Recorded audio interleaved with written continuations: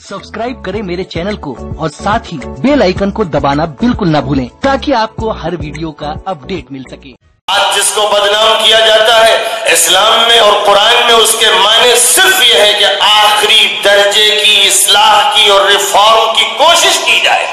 उसके माने ये हैं कि अगर लाखों इंसानों तक हक पहुंचाने के लिए और इंसाफ देने के लिए कोशिश हो रही है और कुछ लोग जो इजारादार और जागीरदार और हुकूमत के एजेंट बनकर रुकावट पैदा कर रहे हैं, जो लाखों इंसानों को महरूम करने पर तुले हुए हैं, ऐसे लोगों को रास्ते से हटाना लाजमी है, कानून का तकाजा है, अखलाक का तकाजा है, इंसानियत के फरोग का तकाजा है। जिहाद इसी को कहते हैं और इसके अलावा और किसी चीज को नहीं कहते हैं। तो ये वो ऐलान है जो मोहम्मद अरबी अलैहिस्सलाम ने किया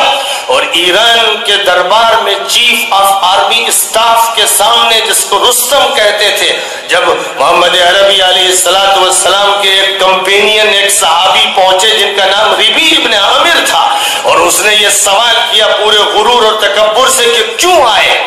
तो उन्होंने कहा था अल्लाह ताअला लिनुखरिज मन शाअ मिन इबादतिल इबाद इला इबादतिल्लाहि वहदह व मिन दीक़िद दुनिया इला सिआतिहा व मिन जौरिल अदियान इला अदलिल इस्लाम। उसने कहा था कि हमें अल्लाह ने भेजा, हम दौलत के लिए नहीं आए, हम हुकूमत के लिए नहीं आए, हम कब्जे के लिए नहीं आए, हम मुल्कगिरी के लिए नहीं आए। अल्लाह ने, भगवान ने, ईश्वर ने भेजा है और इसलिए भेजा है कि इंसानों को इंसानों की गुलामी से निकाल कर उस ईश्वर और अल्लाह की गुलामी में दाखिल कर दिया जाए और दुनिया की तंगी से निकाल कर दुनिया की वुसअत अता की जाए और जो जुल्म हो रहा है मज़ाहिब की छतरी के नीचे, उससे निकाल कर सुकून अता किया जाए, इस्लाम की सलामती दी जाए, अमन दिया जाए, राहत दी जाए। ये वो पैगाम था जिस पैगाम को लेकर अल्लाह के बंदे